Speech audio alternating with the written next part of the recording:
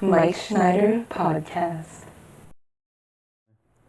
Doug Bodkin, you're probably one of my longest fingerboard friends that I've had, like, since, I don't know what year we met, maybe like 2007? Yeah, Rendezvous 2, I think. Rendezvous First time 2. in person. Yeah, that's awesome. In your parents' driveway. Yeah, so crazy. So cool to have you on my brand new podcast. Yeah, thank you. I'm glad glad to have me and get to talk for a little bit. Yeah, definitely. So we're going to start with how long have you been Doug Bodkin? What was it like, being a small Doug Bodkin when you were born? And not when you were born, but like, growing up, what was your life like? And then at what point did you get into fingerboarding, and how did that kind of come into the whole big picture, I guess? Yeah, so I'm currently 32 years old. I grew up just west of Boston, near Worcester, Massachusetts. Been in Massachusetts my whole life. Went to school here, went to college here. I now live in Boston, so always been in Massachusetts. I love the East Coast, love to visit other places, but love to stay here. I think fingerboarding, I started when I was in middle school, so late 90s when like the X Games and Gravity Games were big and Rocket Power was on TV, and we would get CSS magazines in the mail and like flip through like skate products. At the time I was into skateboarding and all of that, and then Tech Decks came out. And I remember going to the mall, I think it was a Learning Express store, and getting my very first Tech Deck. And everyone in school had them, and couldn't really do much with them, but they were fun to play with. And I wasn't the greatest skateboarder, so it was something I was a bit better at, not afraid to get hurt with it or anything like that. So I think that's how I got started. Yeah, that's like pretty similar to how I got started too. Like, I had just started skateboarding, and then kids in my class had fingerboards. Mm-hmm. And we had Learning Express also. Like, in my town we had Learning Express, so I went there and got a Tech Deck too. And so since then, fingerboarding has brought you to all kinds of interesting places. We could start with Germany, I guess. I mean, we went to Germany together, and I was thinking, like, I have my perspective of that trip, and like I saw you and my other friends, like everyone there, but I'm like, I never really talked about it. Like, what was your actual like perception of going there for the first time? What did it feel like? What was it like to see all that stuff in real life after just seeing it on the internet for so long? Yeah, it was really eye-opening because, early on when I think the U.S. scene first found about the Germany scene and found out about Blackriver and Berlinwood, it was just like so eye-opening because like we were used to, smaller, cheaper plastic ramps, and Blackriver had big wooden parks that were so realistic, and Berlinwoods were like incredible. So I remember it was hard to get them in the U.S. It was like, it was hard to get a kicker or rail or whatever, or Berlinwood deck. And I remember like saying like one day I want to go to Germany with like a couple empty suitcases and just buy every Blackriver ramp I could get. But then fast forward to, I think it was like late, like 2009 maybe, we went to Germany the first time together. Was it? Around maybe then, a little later, somewhere around that time. It was so cool to see like the Blackriver Headquarters in real life, and like their town skate park and all the people behind Blackriver, and then just like the massive event of Fast Fingers, and it was just like kind of blew my mind a little bit because like all those years, I'd see videos of them and photos, and to kind of go see it in person was surreal. Yeah, it was super fun. There was like so many funny memories that we have from there. I don't even know if you want to share any of them or not. Yeah, I think just like every, like, kind of going before Fast Fingers and just being able to like kind of skate around. Like we would stay at Martin's house and like skateboard to the bakery and like the grocery store and get things for the day and hang out at the office and make Berlinwoods and go to the skate park. Just kind of like the day to day, like just kind of living there and kind of seeing the their culture and food and just kind of all of that was so awesome. Yeah, and all the food in Germany is so much better than here. Like you can get the same thing and feel twice as good. Like you get like a pastry and it's like it doesn't make you feel bad. It's like energizing and delicious. And like I remember those sandwiches. I would always get like the same sandwiches like every day at like Edeka or any bakery. Yeah. That was so good. Yeah, I feel like I got the same things like every day, but they're always so good and never really got sick of anything. Dang, speaking of food, tell us about your first salad. My first salad? Yeah. Oh, in Germany. Yeah, Elias made it. And he made it in the, like the Tech pool, like the plastic pool ramp. Yeah. Was that at the Steig? Yeah, I think it was the apartment, like around the corner from Blackriver. Yeah, not the Steig, but like before the Steig, the house that they had. That's what I was thinking too. Yeah. Yeah. He made it in the Tech pool or bowl. So how did you get that far without eating salad? I don't know. I feel like when I was like really young, I would just eat anything and everything, because I was a little kid. Like I just didn't know better. And then as I got a little bit later, a little bit older, I don't know, it just became really picky. I would always eat the same handful of things over and over, and it's still kind of true to this day a little bit, but definitely kind of broadening my horizons a little bit. So yeah, I feel like I just went all those years without eating, like salad and things I should be eating. Yeah, not many people can say they had their first salad made by Elias Asmuth, like one of the most influential fingerboarders ever.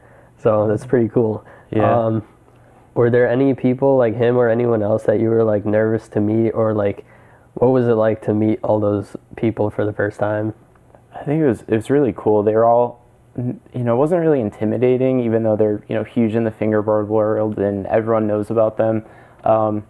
It wasn't like really nervous or intimidating. It was they welcomed us and kind of treated us like they've known us for 100 years and we just saw them like the week prior. Just very welcoming and inviting and letting us stay at his house.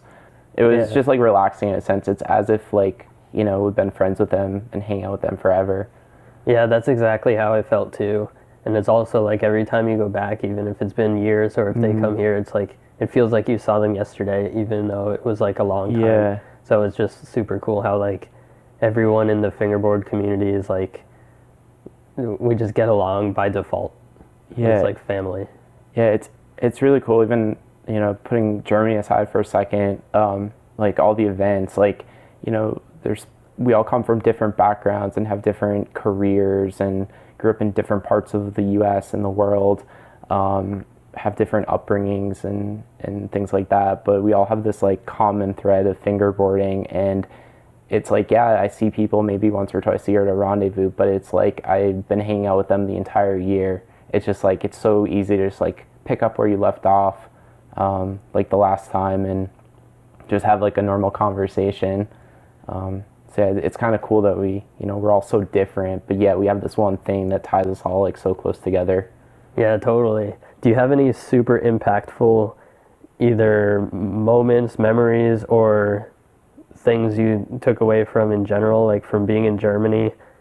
Just because it's, in some ways it's so different than here, in other ways it's similar. But I feel like for me, Germany like really opened my mind to a lot of things, and I was curious if you had any ways like that it changed your life.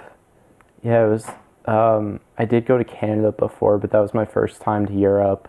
So like just being on, that big of a plane, on that long of a flight, being in a country that, speaks German, like I, don't really know German that well. I knew some words and phrases, but definitely not fluent by any means. So yeah, just the language and the culture and the food, everything was, just very eye-opening. Really cool though, like it kind of mentioned earlier, like everyone is so inviting, and we're even like in a small German town by the Blackriver Headquarters, and I feel like they don't really see a lot of Americans there, so I think it was cool for them to see us and interact with us too, speaking our like broken German and then them responding immediately back in English. Yeah, it was just definitely a very, very cool experience. It was just like so many new things, and experiences.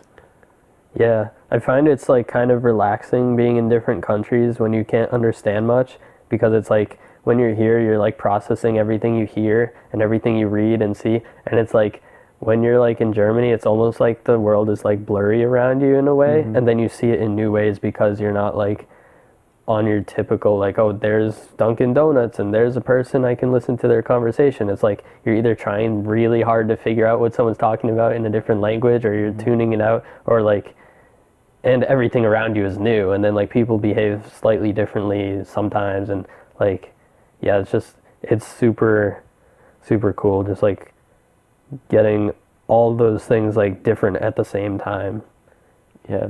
And even though there were so many things that were different, it was also kind of comfortable in a sense, because everyone was welcoming. But you know, leading up to that, we saw so many photos and videos online of the Blackriver Headquarters and the mini ramp at Unseidel, and just like all the different spots to kind of see those in person. It was cool to be like, oh, that's what this looks like in real life, and that's where the skate park is and the headquarters and so forth. So it was like there were so many different things and new experiences, but it was kind of familiar in a way just from seeing it for so many years leading up to it. Yeah, I remember the excitement of just like seeing all those places for the first time, and it's like, wow, it's so much like crazier than I even thought, like so amazing. And like going through the Blackriver warehouse and seeing like all the ramps in stock, and it's like, you know, you maybe think like, yeah, they probably got 5 of these and 10 of these. It's like, no, they got like walls full of ramps, and like you know, there's hundreds of each ramp. It's like insane, and it smells so good. The smell of the wood, and then the smell outside, like the yeast from the place next to them, that's like super nostalgic too. Yeah, it is. It was wild to see all the parks, like all the old Blackriver parks from like Pissing Fingers 1 and 2 and the early Fast Finger events, to kind of see them all in one room and be able to use them and kind of see the progression from like all the generations of parks. Everything was like so big and steep and stuff, and you know, kind of transitioning into what we have now. And yeah, it was really cool to see in person. Yeah, definitely. What do you think it is about fingerboarding that like that made us, or I guess made you stay with it, you know, like for so long? Because tons of people, you know, there was kids in your class that were fingerboarding, same with me. And like in my experience, only one of them, Pat McGinn, still fingerboards, and me. So 2 of us out of the whole group, and it was like the whole class practically was obsessed with these things in 4th grade. So like, what is it that makes us stay with it? Yeah, I think there's a couple of things. It's like, you know, like kind of separately from fingerboarding, I had interest in photography. So like, you know, photography and videography kind of combines itself with fingerboarding and skateboarding. A lot of people that fingerboard, you know, do photography or, you know, videos and stuff. And then just like the tech side of things, you know, like when I was younger, I was always interested in computers and technology. So like, you know, going on like message boards and creating fingerboard websites when I was younger, like it kind of combined like a lot of these various interests together. And then I think when you had like the first couple of rendezvous, like, you know, to that point, like everyone just knew each other online, but then to go see everyone in person for the first time, and like, you know, there's actual faces behind all these random usernames online, and to hang out with them in person and, you know, get to know everyone better. It was, you know, a really good community. So it's like, you know, like I said, all these different backgrounds, but we're all, you know, we have that common thread and we get along like instantly because of that. So yeah, I think just like tying all the various interests together and then the strong community behind it just like kept it going. Yeah, definitely. Did you get into photography before or after fingerboarding? I think probably around the same time. And my mom has always been interested in photography.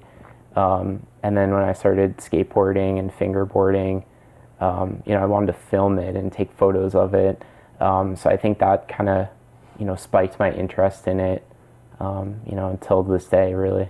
Yeah, and now you're taking pictures of buildings and all kinds of stuff, making them look absolutely amazing.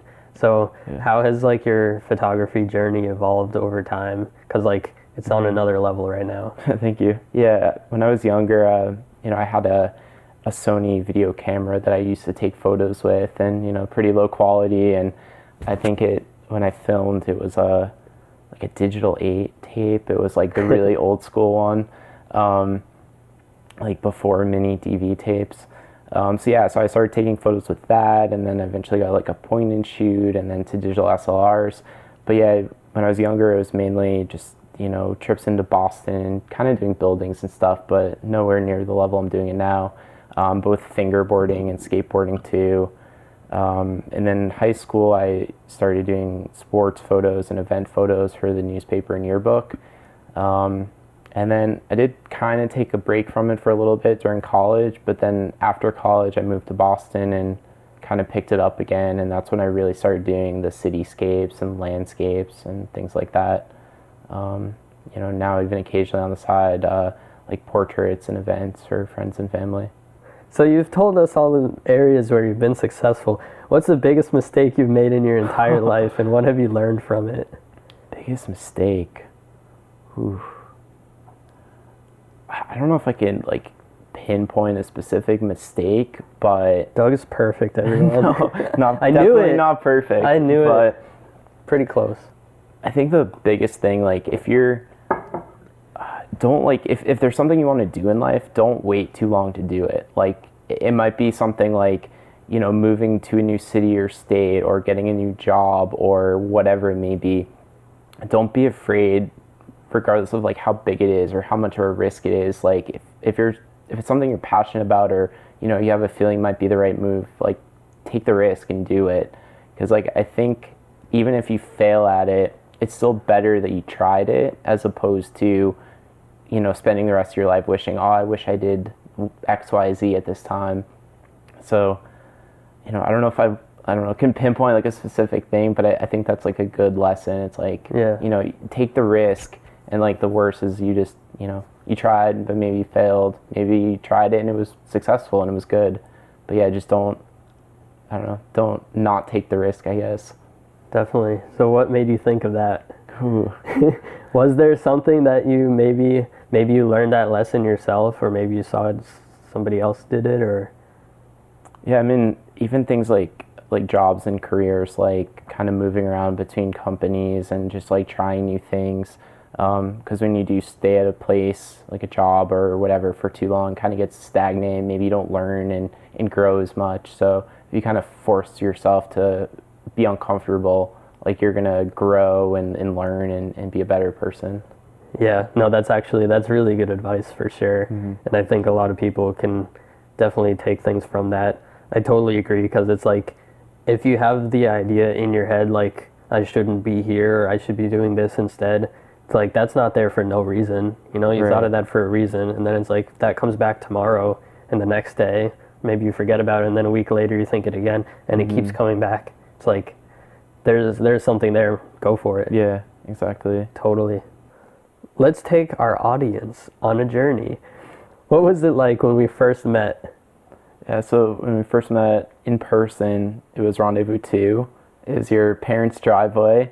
I remember telling my mom about it ahead of time and wanting to go, and she being a little skeptical about, meeting other kids from the internet. But she agreed and took me, and I remember pulling up to your driveway, and it's like, all the heads in the driveway turned and like looking at the car and looking at me, and I remember, seeing all the tables with all the ramps on them, and kind of getting out and going up, and I think you or someone was asking like, who are you? And instead of saying my name, I said my username from, the forums online, which was DougRB10. I remember I said, oh, I'm DougRB10, and then kind of met everyone. But it was so like surreal seeing like all these other fingerboarders that I knew for years online in person, with all these tables and ramps set up, and it was just kind of mind blowing, like a little bit awkward for sure, but like really cool, kind of seeing everyone and seeing everything set up. Yeah, it was crazy. I can like picture this exact thing too. Just like I remember seeing you for the first time, and just like, oh, DougRB10, no way, like that's amazing. I just remember like, seeing you from online, like people, I don't know how to describe it, but like people have like a vibe online, kind of like, the type of whatever pictures you post or like the way you type and stuff. And then it's just like to meet the actual person, put like the face to the name and like get to know each other more is just like, it's super cool. I think most kids kind of know that now because it's like very common with fingerboard events and whatever else and Instagram and YouTube. But like back in the day, people need to remember like this is Rendezvous 2, and it's like that means like the second one ever, you know, and there was no other fingerboard events around, and the internet, like we didn't even really have cell phones and stuff, so like it was, yeah, not to make us sound old to the younger people listening, but yeah, I mean it was really crazy just like meeting, especially at a young age, and just like total strangers, but everyone was just cool. Fingerboarding. Yeah, everyone was so nice, and it was cool to meet everyone and see all the ramps, because I was like, you know, I had a couple Blackriver ramps at that point, but to see like basically the rest of them like out on tables was incredible, and like all the custom ramps that everyone has made and different boards and wheels. And I remember buying a Flatface deck from you that I still have, and a couple sets of the G2 wheels. Wow. So, G2 cool, wheels. Yeah, those were my, you know, to that point, a lot of just like plastic wheels with like drilled out nuts as the cores, like the metal cores, and you know they're kind of wobbly or just like kind of bumpy as you're riding back and forth. But I remember using the G2s, and they're just like a whole different experience, and like so smooth, and you know, definitely next level. Yeah, definitely. I think there was a lot of like beginning stages of innovation and stuff going on at that time, because like it was like we were just starting to get Blackriver ramps, and then we were all just like, you know, I was making wheels, trying to make the wheels good. The G2s didn't have bearings either. They were like just really good material and really good, like they were actually round, you know. They weren't like molded, but they were like machined really nice and stuff. But yeah, like we come such a long way from then till now.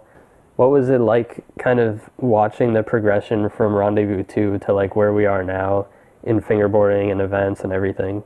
Yeah, it's wild. I mean, there were maybe like a couple dozen people at Rendezvous 2 at most, you know, just in your parents' driveway. And, you know, they start getting bigger and bigger, and, you know, you're renting out a space for the first time, and it like Rendezvous 5 and it being pretty full.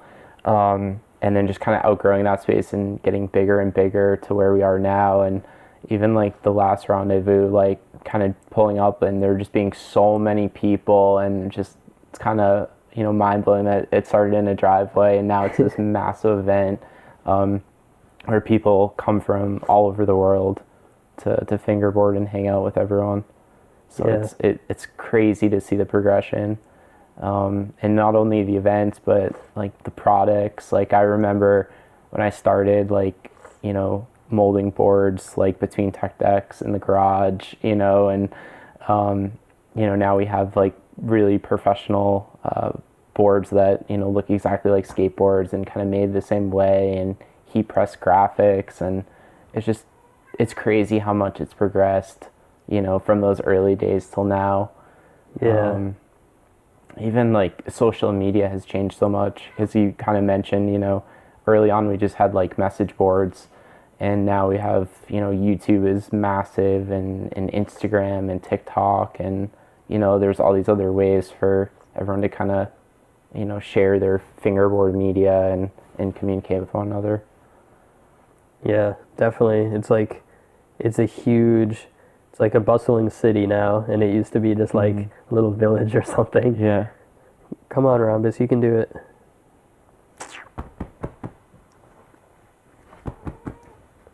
We were hoping she would join us for the podcast. Yes.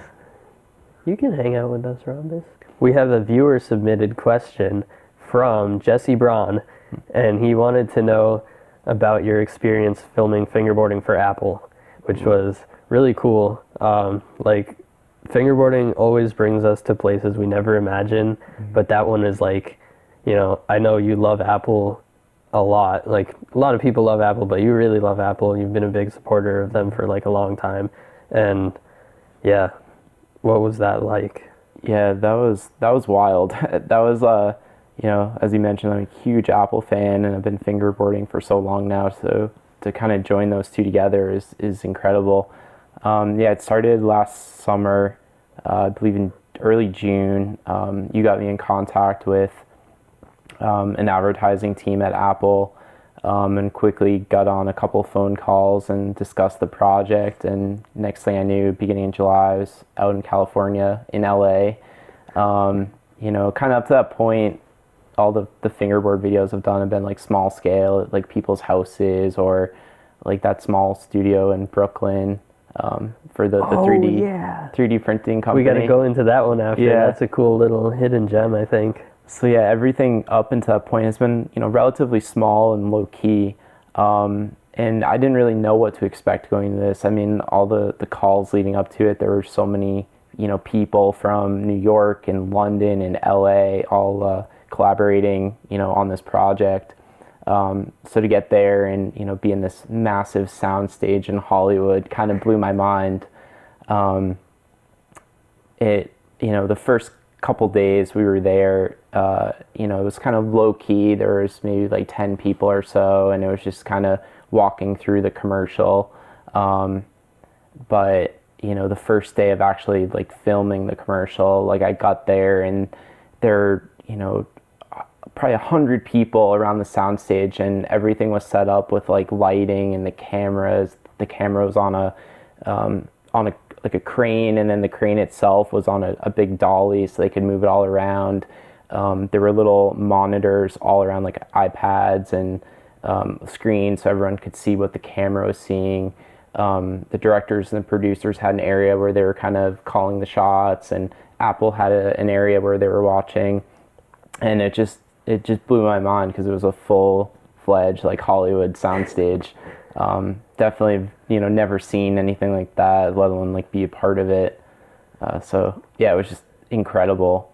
The game itself, it was for a sequel of the Subway Surfers game. So Subway Surfers was one of the, or I think still is one of like the most downloaded mobile games. And they came out with a sequel called Subway Surfers Tag, which was exclusive to Apple Arcade. So Apple wanted to basically film the main character, Jake, you know, instead of skateboarding around this new world, like basically fingerboarding around, and that's where I kind of came in.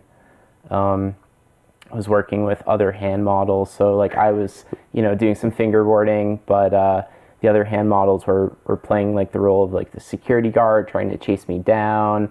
And then I had other, you know, fingerboard skateboarder friends that were, you know, hanging around this park, just kind of in the background. Yeah. If people don't know, hand modeling is a real thing. Why don't you tell them about hand modeling? Yeah, that was eye-opening too. One of the guys I worked with on it that played the role of the inspector, the security guard, his name was Jerry. He kind of enlightened me about hand modeling. Like, I didn't realize how big of a thing it was. You know, he was telling me he's done, you know, he went to culinary school just to learn, you know, general like cooking practices, and, you know, he's in big, you know, pizza commercials, like, you know, rolling out dough and flipping the pizzas in the air, and like it's his hands making it. Or, you know, a thing like a beer commercial, he's the bartender, you know, popping the lid off the beer and serving it to the customer. So there's just little things like that, and he was naming off, you know, big company after big company of, you know, like commercials where, you know, it's his hands in the commercial. And even Apple itself, like one of the first iPad Pro commercials, it was him kind of, you know, unveiling it and using it. So yeah, it was a whole nother industry that I never really knew about and knew how big it was. Yeah, if you have really, really perfect hands, you can be a contender. You got to get like manicures every day and stuff. Yeah, that was another thing too. I've like obviously never had a manicure, you know, leading up to that, and that was one of the requirements or the prerequisites. Yeah, that video came out crazy too. If anyone hasn't seen it, we'll put a link to the video, like probably in the description, so you can check it out. And yeah, I mean, it looks practically like an animation, like the way that it's just so smooth and high quality, and like the lighting is insane. I know you mentioned you were melting under those lights all day. Yeah, there were so many lights, but they really took care with every single shot of, you know, positioning every light perfectly and looking for shadows and any reflections and really perfecting every single shot, you know, in between different sets or different like scenes within the commercial. You know, they would, you know, reposition the table and the ramps and the cameras and the lights and really make sure it was perfect. Yeah, it was just incredible the amount of attention to detail there was, like, on everyone's part, not only like the camera and the lighting, but just like, are all the props in the right place, and you know, does the background look okay, and like, you know, where am I positioned, like, can we hide more of my body so they really only see my hands and my arm, you know, like the character. Yeah. So yeah, the attention to detail was like insane. I think that must be the highest production value fingerboard content ever created. Yeah. Yeah, I mean, there were, like I said, when I got there the day of like the first like full shoot, like I was just blown away by the number of people working on it, and never expected it to be at that scale.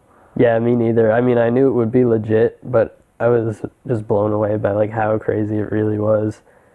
Yeah, another cool thing was all the hand models had little costumes. So I actually had, you know, finger size jeans on my fingers and like little shoes, and like the inspector had like a full body costume of his fingers and his hand itself.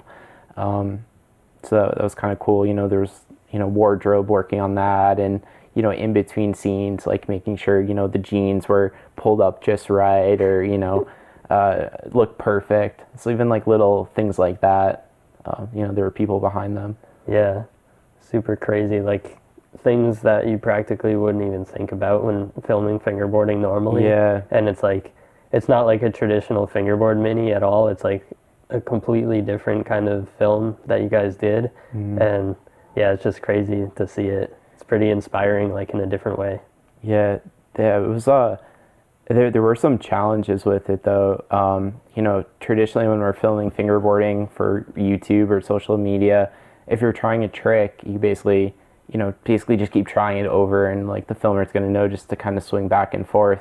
But with this, it was, you know, like almost like the traditional like lights, camera, action for every single shoot. So if you screwed up, you might have to wait like 30 seconds, a minute, maybe 5 minutes before they can do the next take. So it's not like the normal, just like keep trying until you land it and get it perfect. It's like there's a whole team of people like that have to reset up for the next, you know, attempt. Yeah, I've been on a few different projects where they filmed it like that, where it's like every try, you got to wait like 5, 10, 20, 30 seconds sometimes between the tries. So you get one try, and then everybody has to like move back and position the start of the camera again. And it's just totally different than how we do it when we're just filming back and forth. And it's like, you don't even have to take a second between tries.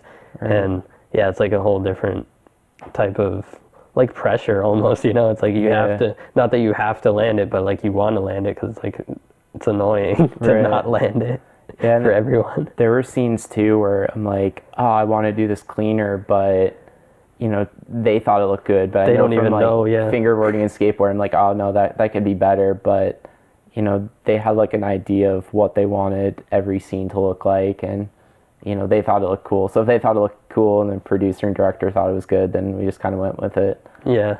And the other challenge was the finger shoes. So they wanted, you know, my hand to basically look like the main character, Jake. And we had these kind of plasticky shoes that I wore that we had to modify to kind of make more comfortable.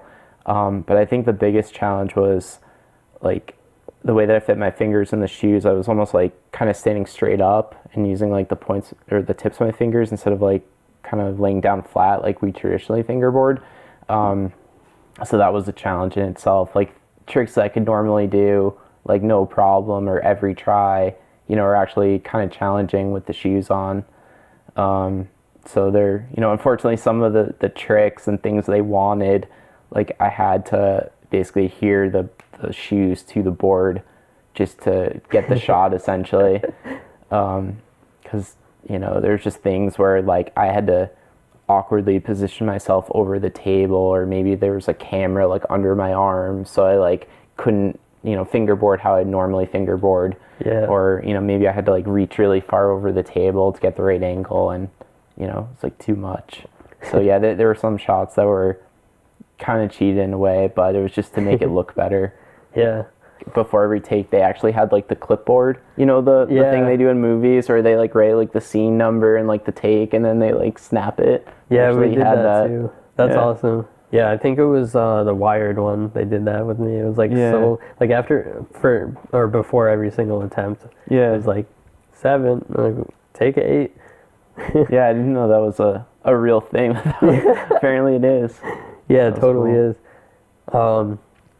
Yeah, because it like shows up on the camera, so they can like see all the info that's written on there, and like because when people film stuff like that, it's like edited sometimes by other people. They have no idea what anything even was. Yeah. So it's like they have all the info written on there. I think like when we were doing it with Wired, they were like, all right, we don't have to do this before every try. Like just tell them to take the end, like the last part. Right. Because it's just like too ridiculous, like to write different things every time. Yeah. It's like, here's failed kickflip board slide, attempt number 9. Yeah. Yeah, they actually, which I thought was really cool, they had I forget the official, like the film term for it, but they had like basically like a wireframe of the entire commercial, and like every scene, like they had an editor there the second day of like production filming, and he already had like all the clips from the first day basically like pulled in, so they had like music and some sound effects and titles like already like all stitched together. And then like as we would film a scene, they would take like the best clip and just kind of inject it in, so it'd be like part like actual filming and then part wireframes, so you can kind of see like the progression and flow. Yeah. And they were kind of doing it like in real time. That's like, as awesome. we were filming the second day. That's sick. Yeah. So it's like, by the beginning of the second day, we got to see like basically the first half of the commercial like already in place with music and transitions and stuff. Yeah. And then it took like a few months before it was done. Yeah, that was early July we filmed it, and it wasn't released to the public until August, I believe. August? No, wait. September. Yeah, I think it was a few months, a couple months after. I remember just waiting and waiting, like so excited to see it. Yeah, yeah, same. Just like constantly refreshing like all the various social medias, just trying to see where it's going to be published and what the final outcome was like. Yeah, definitely. So let's take it back to New York City, was it, when we did the Makerbot fingerboard video back 10 years ago? Yeah, that was in Brooklyn, New York. Makerbot, 3D printing company, when 3D printers were relatively new, not very common, not a lot of people had them. They 3D printed a park, or really all like ramps to build a park. We went down and met up with Tim Hurley and Taylor Rosenbauer and filmed at Makerbot's office. Basically like a whole mini on this 3D printed park. It was pretty cool. Yeah, that was crazy. I remember like how lightweight all the things were. We had to like tape them down or something. I think they weren't expecting them to just like go flying when we hit them. They're like light as air practically. Yeah, they're a little on the small side too, like not the best scaling, but they looked really cool. They're all like kind of like semi-transparent and clear. But yeah, that was a fun weekend because that kind of started it, and then we stayed at Tim Hurley's dorm room. He was in like college at the time, and we filmed a mini that night. That was like one of the most fun minis I've filmed, I think. It was just like we were doing all these ridiculous tricks with like bits and pieces of the 3D printed park, and I just remember it being fun and kind of doing crazy stuff with it. That was a super good time. Definitely, like still remember that too. Yeah, and then the next day, like I think Tim was going to classes or work or something, and me and Taylor went to the Chelsea Pier skate park and like rode around New York like for the day before heading back. I think that was cool. Yeah, crazy good times. I'm hoping to get Taylor on the show. That would be crazy. I don't think he's interested, but we'll see. He should. Yeah, maybe after he sees this one and then Tim Hurley. Yeah. Then he's next. Yeah, that would be awesome. Then we got the whole crew from that little trip.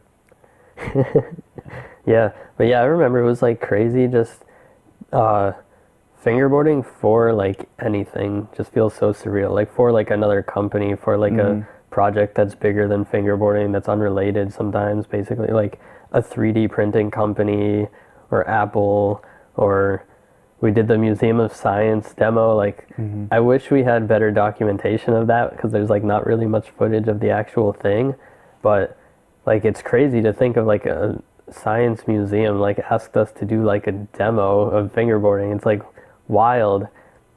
And yeah, the Museum of Science, that one's just lost to time. Like there's no footage basically. It's like a couple of tricks we filmed outside afterwards. Yeah. Yeah, I remember that was right after you got your first Blackriver Park too. So I remember like going and using that at your house and seeing that, and then going to Museum of Science and filming that. Yeah, I think we just had like a park set up, like, and it was in the museum, the middle of the museum, and we were just kind of fingerboarding, and you know, people were checking it out and trying it and stuff, and we were just kind of doing our own like demo. Good morning. This episode is sponsored by Faymus Decks. Let's see what they sent in. Oh yeah, they have 65 different options on their boards because they have different shapes. They got different molds. They got good packaging, as you can tell. Whoa. Yo. It just says yo. They send you a hidden message. Oh, there it is. Yeah. Super nice. Hi Mike, greetings from San Diego. Stoked for you and the new podcast. Best of luck to you and the crew. Enjoy the new canoe deck. This one was a recent art collab with Samuel Walker, a good dude and talented artist. Best, Nate, Faymus. So, here's the board. Let's take it out and take a look. It looks great. Super high quality, shiny graphic. Oh yeah. Beautiful plies, nice concave, good steepness. Looks like it's going to perform awesome. It smells good too. Wow. I mean, it smells like the engraving at the top. Yeah. It's got a canoe. Cool colors coming off the bottom of it, or the back of it really, and they got the little F logo on the front. Yeah, super nice craftsmanship. Everything looks perfect on this. So yeah, they even send you this is insane. They have all these different molds, all these different combos of dimensions. You can get each mold 29, 30, 32, 33, 33 and a half, 34, 35, and 36 on some of these molds. And okay, so they have shapes for each mold. So you can get a mold that you choose, and then which shape, and then what size. So yeah, that's why there's 65 options. And then they have cruisers too, with a couple, or like one size on the cruisers. Yeah, so they got magic mold, diamond mold, legend mold, sublime mold, and epic mold. And there you can see them. I'm sure you can see them on their website. So they're on faymusfb.com and Instagram at faymusdecks. So yeah, these are awesome. Check them out. And let's check this out. What else? They sent some. Whoa, they feel crazy. All right, get the stickers. They feel. I've never had a sticker that feels like this. I don't know. That's high quality. It's like, it feels like a scratch ticket, like a lottery, but it's not because it stays on. I don't know. It's just a cool textured sticker. Yeah, that's awesome. I fingerboard for the fame. Yeah, they got cool stickers, a sheet of tape. Tape feels good. Overall solid packaging. They have this other insert, which is yeah, really nice print quality. They don't slack here. So yeah, each deck is handmade using 100% maple. Super cool. Yeah, so they also got other stuff in their shop too. If you need trucks and wheels to go along with this, just go on their website. They got it all on there if you want. And yeah, Thank you, Faymus. They also have this really cool new obstacle coming soon. I got to see a sneak preview of it. It's pretty awesome. Tell me about that beverage over there. What are you drinking today? Oh yeah, I'm drinking a Welcome coffee. It's like a special summer series coffee. It's like an Arnold Palmer, but instead of tea, it's got coffee. So it's like coffee and lemonade like infused together. And what country are these lemons from? Italy. Sicilian lemons. Yeah, they're special. Very fancy. Yeah, they're good. It's definitely a weird flavor. At first I didn't really like it, but I don't know. The more I drank it, the more I, started loving it. Now I'm addicted to it. They're pretty good though. That's funny. I find some of my favorite music was the same. Like the first time I heard a song, I was like, whatever. Then I hear it a second time and it hits so good, and then it's just like you're obsessed with it after. And for some reason, like, I don't know, the songs that are good the first time, they don't usually stick around, but the songs that are good the second time, those are the jams. So there's your beverage doing the same thing. Yeah. Speaking of that, I know you go to like some pretty cool concerts and stuff. I see once in a while on Instagram, and Yeah. you send me some clips and stuff. What role does music play in your life, and what kind of music do you like and stuff like that? Yeah, I think my music kind of journey, I guess, has changed a lot. Like when I was younger, listening to just like kind of mainstream songs and like pop generally. In high school, I kind of switched to like rock and alternative music. And then when I got to college, it was more, just like parties and going out, and it was more like rap and EDM, and the EDM portion really kind of stuck with me. It was fun at, parties and going out, but also, it was good background music when I was like writing code for classes and stuff like that. And also like going to the gym, it was good music to kind of pump you up. So it just kind of really stuck in like all those different areas, and I just never stopped listening to it. And now it's pretty much, I listen to like, a lot of stuff, but that's like the core of it. And EDM has so many subgenres and so many different types, if you will. But like in particular, like trance and house and deep house are probably my favorites. I love those too, especially for like anything that involves focus. Like you mentioned coding, any type of like work on the computer, editing pictures and typing things, even it's like you can still think while you're listening to it, but it like totally focuses you and feels awesome. And definitely, I like a lot of that stuff too. Yeah, super good. There's so many, like I said, different like varieties of it. Like you have stuff that's like really amps you up and like gets you going, but then they have stuff that's more like deep house and like more chill. If you're just, relaxing or, doing whatever. There's a good variety. And like, I love going out to shows and, seeing like, they're, DJing, but like all the like the lights and the atmosphere and the lasers and just like the crowd of people.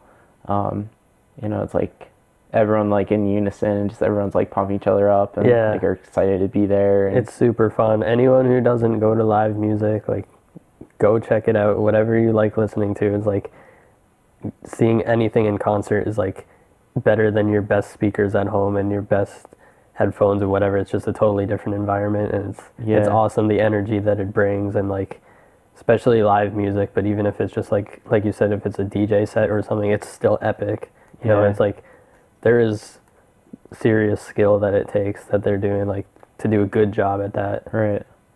Yeah, I went to a concert last weekend, an artist called Seven Lions, and it was just like such an incredible show. It was like, the place was packed and everyone's like so pumped for him and excited, and like his set was really good, and kind of leaked in some IDs or new songs, stuff that no one's heard before.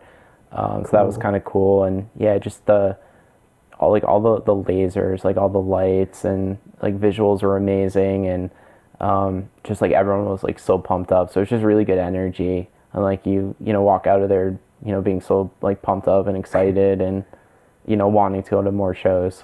Yeah, super awesome. It's been a little while since I've been to a concert, so Gotta get going. Yeah, definitely got to go to one soon. Yeah. I'm about to set up my record player again. I just dropped off these big speakers. They're like this tall to get fixed at the place that fixes like the VX1000s and stuff. Yeah. And I'm going to get them back in like a week or two. So they'll be in here. We can blast some records. Awesome. Yeah, I'm hyped for that. That'll be good. How did you get started in coding and ultimately end up in a career doing that? Yeah, so growing up, my mom always worked at software companies and would bring home computers. And, first they were kind of like older computers that I would just like, pull apart and look at the insides and like figure out how it all worked. And then as I started to get a little bit older, but, still middle school age, I somehow became interested in like writing code, like, building websites, and started reading up on it. And there was an extra class I could take, I remember, in 5th grade. It was during lunch, so you'd kind of miss out on your lunch, but it was, extra things you could learn, and one of them was programming, and it was the basic programming language. And it was for about a month or so, like every day at lunch, going and learning about it, and I just became hooked. And so like between that and, my own learning how to, make basic web pages, like web apps, I just became hooked and loved it. And that kind of transitioned into high school, where I took 3 years of programming classes and learned Java. So it was a bit more legitimate than what I was doing, up until that point. And, at that point I was like hooked on it. I knew that's what I wanted my career to be. It didn't feel like work when I'm coding. It's just, like a fun hobby that you're creating something or building something from code. So when I went to college, I majored in computer science, and, got a job right away, before I even graduated, my senior year. And, I've been doing it now full time as my career for 10 years. And it's still, it's special. It doesn't feel like work. It's like I get to, kind of take some like creativity from like photography and fingerboarding and, build apps, with that. And it's cool to, write code and then actually have something to like show for it at the end. Like this tangible thing that, you can use and customers use and so forth. Yeah, definitely. It's really cool. It's like a way to be creative and be productive at the same time. And it's like, yeah, it's really cool that you're able to take something you like and make it your job too. Yeah. Yeah, it doesn't feel like I'm working. It's not like, I somehow get paid to do something that I really like to do. I think one of the funnest things, though, in college on the side, I built a couple iPhone apps, and that was right when the iOS SDK came out, and, the App Store was brand new, and kind of learned it on the side and got a few apps built and deployed in the iOS App Store. Yeah, I remember that. It was like, wow, my friend is making apps. Like, it wasn't just like anyone could make apps back then. I think it's a little easier now. Yeah. But yeah, it was like, that was a big deal. I remember that. Yeah, it was cool because, like, up to that point, like, I'd build apps and they were just, like, running on my computer or, like, a little server somewhere. But this was, like, I could actually build something and basically deploy it to my phone and then, like, show people. Like, I could pull it out of my pocket and, like, hey, here's this little game or app I built, and I don't know, it's just, like, a whole new, like, level or experience for programming. Do you recommend people get a job in something that they like or something that they don't care about? Because I've heard it said both ways. Like, some people say if you get a job in something you like, it takes the fun out of it. And other people say, like, no, it makes it better, or it's just awesome because you like doing it and it's cool. What do you think about that in general? That's tough. It's like when you rely on something, for your income, it's still fun. It doesn't feel like work, but it does take away like the uniqueness or like the specialness. That's not even a word, but like it takes away from it a little bit because now you're relying on it, for your income and for your livelihood. And like programming, like I still love it and it's amazing, but it's not quite the same as it was before it becoming a full-time job. Like before I'd like build the iPhone apps for fun on the side and work on them, but now I'm not doing as much coding outside of work hours. So yeah, like I've, thought about making photography like a full-time thing, but like I don't want it to lose, it's, Yeah. It's almost like if you have to do it, at least for someone else, then it's like you lose a small part of the creative part in order to satisfy like that you have, the demand for it. It's like, okay, I definitely have something to do and it's what I like to do, but it's not like, I don't get to choose the subject, let's say. It's like I gotta code what they need coded, not what I feel like making. But then it's like you get something for it, so it's a cool trade too. Right. It's not the worst. Like it doesn't like kill it per se, but it definitely it doesn't allow you to like flex that part of like your creative mind. Yeah. So it's good that you have other hobbies on the side too that it's like you can do. So yeah, I think that's a good thing to take into consideration. Like if you're gonna make your hobby your job, are you still gonna have, what are you gonna lose from what you like about it? What are you gonna keep? And then if there is something you have to lose, are you okay with losing that, or can you supplement it somewhere else? And then if yes, then go for it. Yeah. Probably. Yeah, it is nice to have like other hobbies. So that way, like if all you do is this one thing and then that becomes your job, like you might become like disappointed with that choice because it's like, I don't know, you're being forced to do it and you're kind of losing your creativity on it. But if you can kind of fall back on other things that are completely your own that you can control, then it's not bad. Yeah.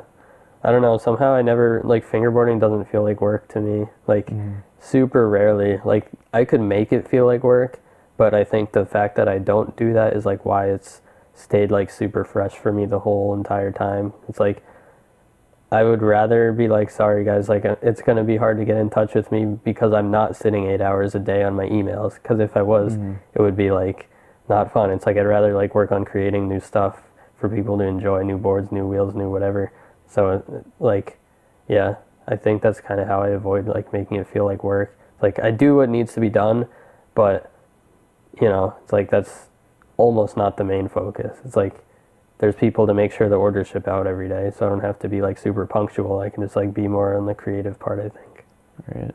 That's also, and that's been going for 20 years now. 20 years. Yeah. I can't believe it. Yeah, it's crazy. I know. I feel like I'm 20. Yeah, it's wild to think too when we were younger and like on the message boards, like the old kids were 15, 16, and I know. And now it's like we're double that age. Yeah. It's wild to think of that like perspective change. Yeah, it's really crazy. Like, I don't think anyone had any idea like that we'd even be fingerboarding. Like when we're like adults, if you want to call us adults. Are we adults now? Yeah, I think so. It doesn't feel barely, like it. Though. Yeah, I don't count that as adult. Yeah.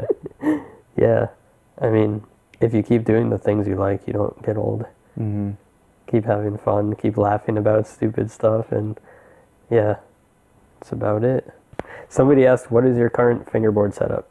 That's an easy one.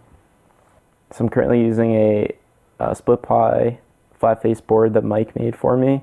It's a really cool bottom ply. Top ply, unfortunately, you can't see, but it's just as crazy as the bottom.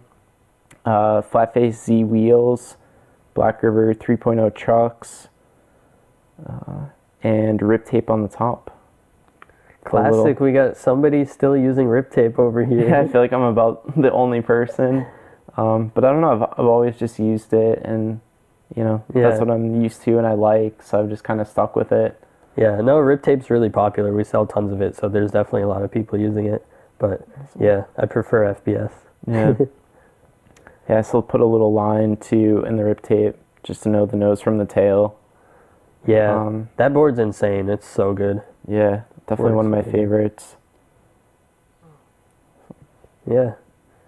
You want to show us your first Berlinwood? Oh, talk about receiving it. How great did it smell opening up that package? Yeah, so I remember when I first saw Berlinwoods just being amazed by it, because at that point it was, just tech decks for the most part and some very basic wooden boards that use like the thin aircraft plywood. So like seeing the first like Berlinwoods where it just kind of blew my mind and I like needed to get one. But at the time, there wasn't like a web store you could go to and buy it. It was like I emailed Timo and he just like was super friendly and gave me an address in Germany, and would send $20 like in the mail. And maybe like a month later I got this little package from Germany, and it had the board, which like blew me away. It was incredible. But it had rip tape, like the old like pre-cut rip tape, with like the red logo packaging on the top, like the classic rip tape. And it had the Pissing Fingers one DVD and like stickers and little Blackriver like pamphlets and stuff. I just thought that was so cool, and ended up going back and sending him another $20 in the mail and getting a second one. Do you have that second one too? I do, and it's cool. Unused. It's still brand new. No way. So what year is this for people that don't know? So this was 2004, I think. Oh, I was born in 2004. No. Somebody's going to say that. No, I wasn't, but dude, I was... Yeah, so it was like... I was 11 or something in 2004. Like, that's crazy. It's like 2004, and I, instantly set up this board, and I used it full time until 2009 when like the new mold Berlinwoods came out. Wow. It's like I kept, switching to other boards and trying things, but like nothing was as good as this one. I just kind of stuck with it. Yeah, that board is unbelievable. It's absolutely tiny right now. Yeah. Because I kind of did some like light sanding on it, so it's a little boxy in shape. It's really skinny. It's started off it's 26 millimeters, and now it's like 25 at best. It's got chips in the tail and the nose and like top and bottom.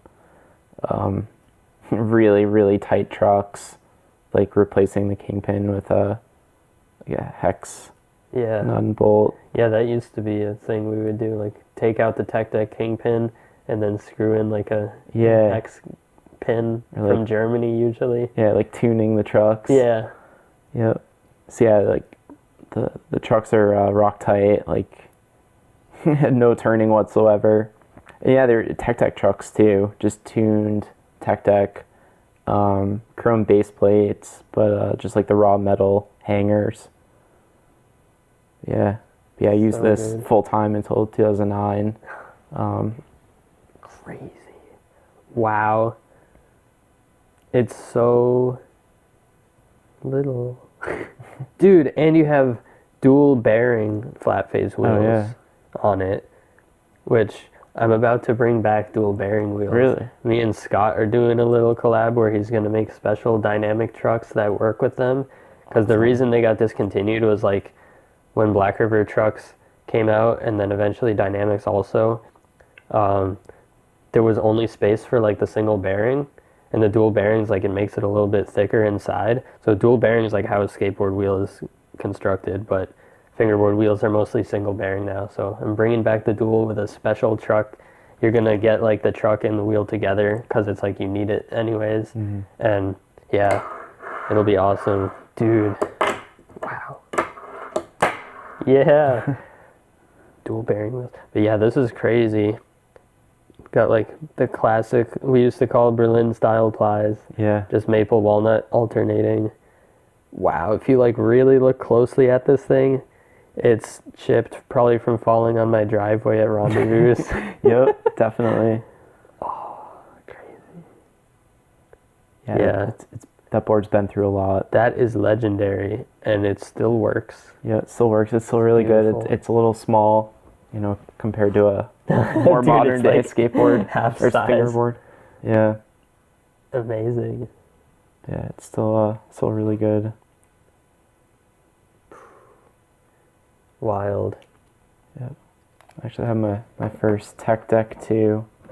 The one that I got at the Learning Express in the late 90s. Basically a blind skateboard. Don't have the trucks or wheels on it, unfortunately, but that's the old at least one. I have the board. No concave, right? Yeah, it's just like really flat. Sick.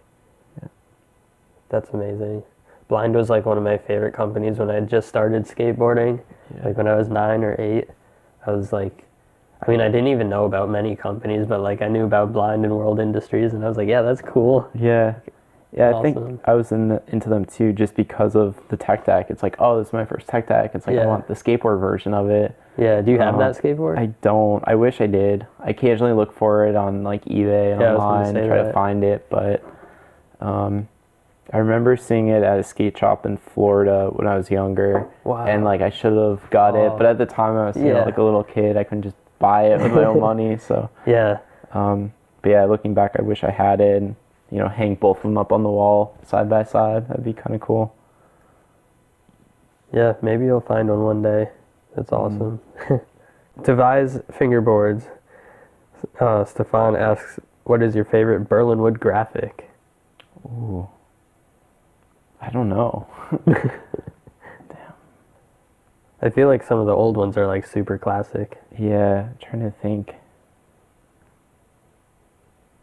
I kind of liked, it was fun making the custom graphics in Germany, or like the custom boards. Oh yeah, when we would like cut up the heat transfers. Yeah, like those, and there was one day I made like a cut up like plies and like had the Flatface like F's but like all interlocked, and that was like the whole bottom ply. That was pretty cool. Yeah. So yeah, those and all the combined graphics were awesome. Yeah, that was super fun. Henry wants to know, where did your love of time lapses come from? I knew he'd ask that. I don't know. Like, you know, I'm always like taking photos like around Boston and cities in general. So, you know, it's kind of like that's the stationary format of it or view of it. So it's kind of cool to have a video that goes along with it, like showing all like the action and people moving, and kind of funny sometimes too. It's like you see like cars like having a hard time like parallel parking or something and like going back and forth a million times, or you know, whatever it may be. So I don't know, it's just kind of cool to see the action. There's little funny things that pop out too. That's cool. It's always crazy seeing like a sped up view of like what happens over a day or an hour or whatever, even just a few minutes. Like it's just like, you know, you see patterns that you normally wouldn't notice and stuff like that. Yeah, just even if you do one of like the clouds, like seeing clouds like kind of transform to like different shapes, and like the lighting changing too, like seeing the light patterns on buildings and like kind of shifting back and forth and stuff is cool, and like the shadows coming in and out.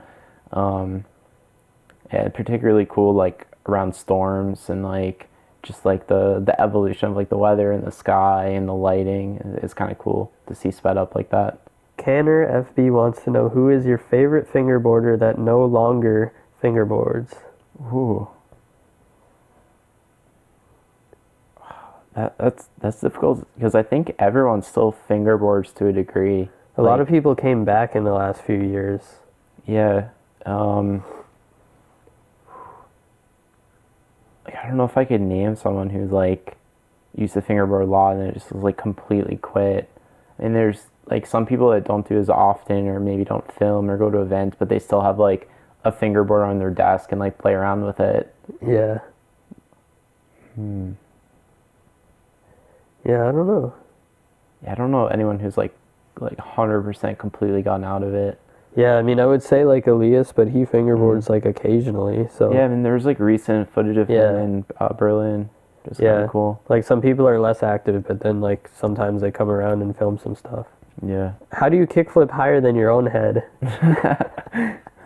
Honestly, this board, I don't know, just like the super tight trucks, really solid Berlinwood. I don't know, it's just one of those things. I guess I could, I don't know, just kickflip really high and kind of went with it. Yeah, tight trucks. Do you dream about fingerboards? Actually, yeah, when I was younger, like before fingerboard parts, like professional parts were like widely available, like in the US, like we'd see a lot of things from Germany, and like they were like, I feel like really like advanced compared to the US. And I remember like it was really difficult to get that stuff here. You know, it's like you'd send money in the mail and maybe get it a couple months later. But I did have dreams of like going into like a Target or a Walmart when I was like a little kid and seeing like Winkler wheels like on the shelf and being like so excited, you know, and getting all of them, and then waking up and realizing, oh, it's just a dream, and like we can't actually get those in the US. So yeah, when I was younger, I definitely did. Oh, that's so good. Yeah. That's amazing. Now we almost have that. I mean, it's not everywhere, but at least there's like a few fingerboard stores and a few skate shops that have it and stuff like that. So we're getting towards your dream. Yeah. And it's like, widely available. I mean, you get, obviously stuff in the U.S. through Flatface. Like, you get every fingerboard part and ramp imaginable. And you can even order directly from Blackriver now, get stuff from overseas. So yeah, things are definitely a lot easier to get now. Yeah. Like, it's hard to even describe what it's like to not be able to get fingerboard stuff because now it's just like everyone's used to it. Yeah. It's like anything you want, you can get it within like a week. Yeah. Yeah, it's crazy. Like I mentioned earlier, but like wanting to go to Germany with, a couple empty suitcases just to get every Blackriver ramp because they were, that challenging to get way back in the day. Left or right Twix? Is that a thing? Is that like a meme? I have no idea. Like, you know how like you could open up a candy and you get like two, there's two Twix bars? Like, I don't know, which one do you start with or something? I don't know. Left or right? Right. Okay. I don't know. I don't know. I'm thinking if I'm opening it, like, yeah, probably the one on the right. Yeah. But I guess it might depend how the package rips, right? Like, if it kind of rips towards one side, you might just, like, that one's the easier one to take out. Yeah. Yeah, I think that influences it, but also, like what hand you are. Because, like, I'm right-handed, so I typically would probably break off the piece with my right hand and then eat that first. Yeah. So probably right side. For me, it would probably already be melted in my pocket, and then I would just be like, oh. Yeah, I don't know. All right. Oh, perfect. Pick a fight or pick your nose. Oh, jeez. I don't know. Really? I've never seen you fight anyone. No, I don't think I could. So pick your nose for sure, yeah, right? I'll have to. I would pick my nose. Unless it was like not like a fist fight, like a physical fight, but like a debate fight or something. Yeah. I don't know. Pick my nose. Okay. Favorite camera and lens? Ooh, wait, I can show them. Oh, cool, do it. Yeah, should I? Yeah.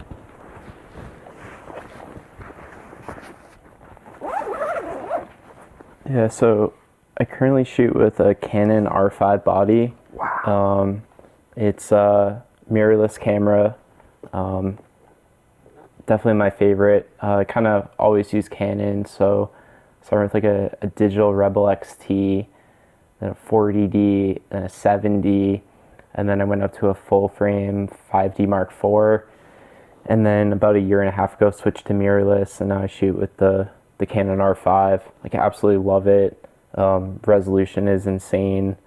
The focusing system like blows my mind away every time I use it. So, I do a lot of cityscapes and landscapes, which isn't really fast moving by any means, but when I shoot sports or even do like portraits, like the focusing is just incredible. So yeah, definitely my favorite camera that I've ever had and really ever used. And then I think for lenses, my favorite would have to be the Canon RF 70 to 200 f2.8. The quality is just insane. And it's kind of good for really anything, but particularly like portraits and events. The photos look so good from this. So this is my favorite. Yeah, that's awesome. Where should people go to see your pictures, by the way? Yeah, so I post a lot of them on Instagram. Dr. Bodkin is the handle. Although I'm not a doctor, people think that. Yeah, Dr. Bodkin. Dr. Bodkin, yeah.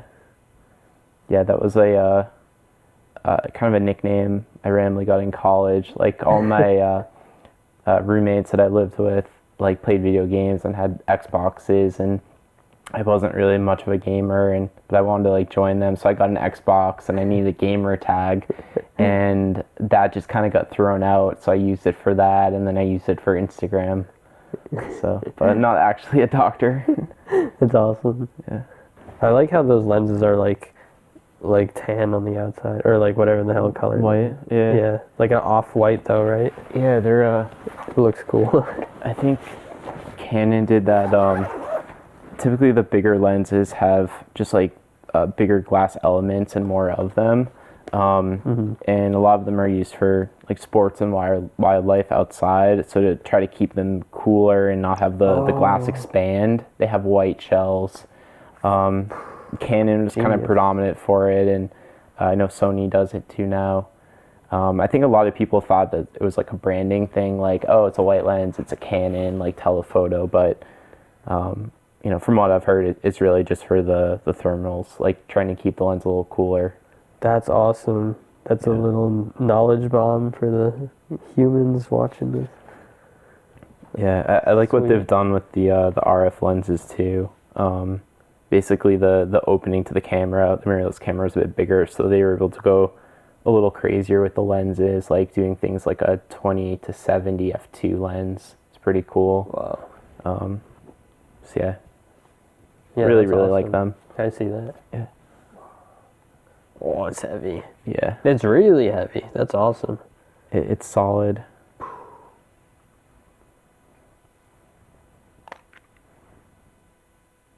Oh yeah. So clean, I don't even want to breathe on it. Yeah, I'm always using like the rocket air blower to like kind of clean the front, clean the lenses, and a little lens pen to get any like fingerprints or smudges off of them. Super awesome. Yeah. Good stuff. I heard you're a wedding photographer too. yeah, this summer. Actually, about a year ago, last May, I shot my friend's wedding down in DC, or at least part of it. And since then I've done like a lot of portraits. I did an engagement shoot in past October, which was really cool. Yeah. You know, and all of the events have been, you know, either family or friends. So there's kind of like a personal touch to all of them as well. You know, it's not just like a random person, you know. Yeah, makes it way better, like when you care about it, because you know the people and stuff. Yeah, we covered a lot of really cool topics on this. I hope you had as much fun as I did. Yeah, this was awesome. Thank you for having me, and cool. Looking forward to seeing the rest of the guests on the podcast. Yeah, definitely. Thanks for coming on. Yeah, thank you.